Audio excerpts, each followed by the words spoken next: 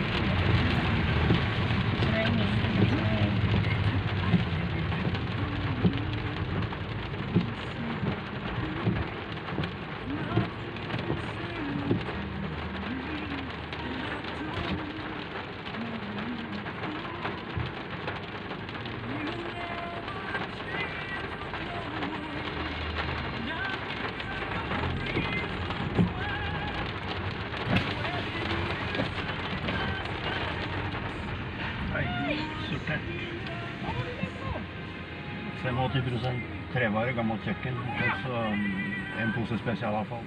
Ja.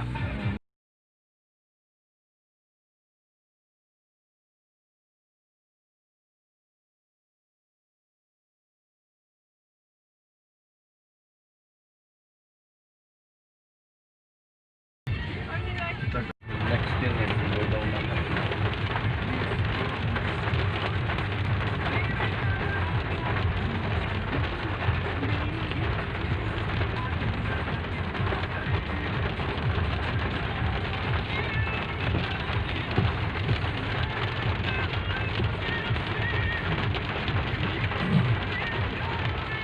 Andito kami ngayon guys sa dump site. Kami na yung magtatapon ng mga cabinet, kami pa rin yung magbabayad. Magbabayad ng 100 krone Sila na yata ang bahalang mag-dispose nun. Basta ilagay mo lang sa kung saan siya dapat ilagay. Kahoy sa kahoy, metal sa metal. Tapos, yung garbage, gardening ba? Yung mga lupa sa lupa, ganun. Naka-separated.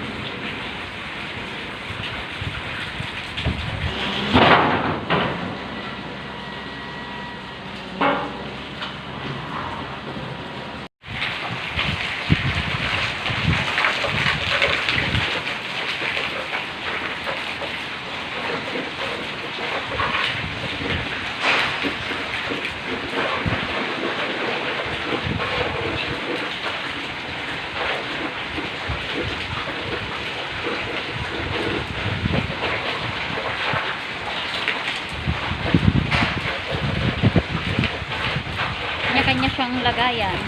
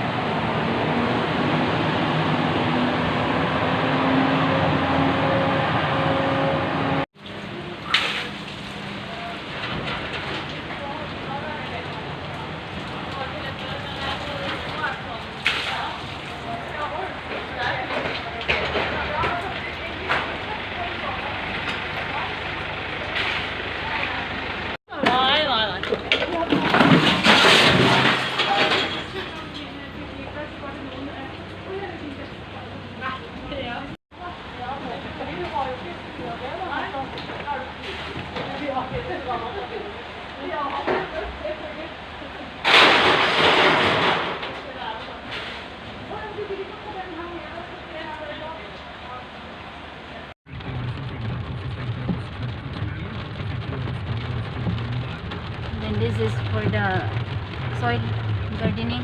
Ja.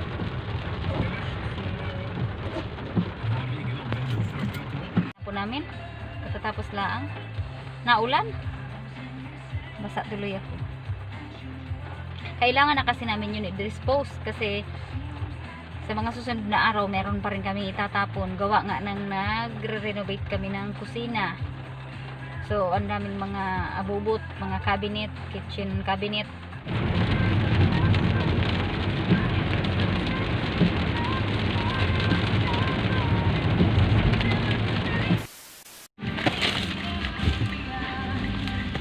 Hindi available ang kitchen namin kasi nga nire-renovate, kaya magpapakulo lang kami ng ganito para may makakain. Dahil maulan, magpipizza kami.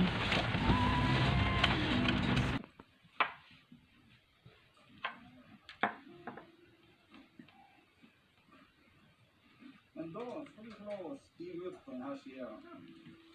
Här har vi både fotskam.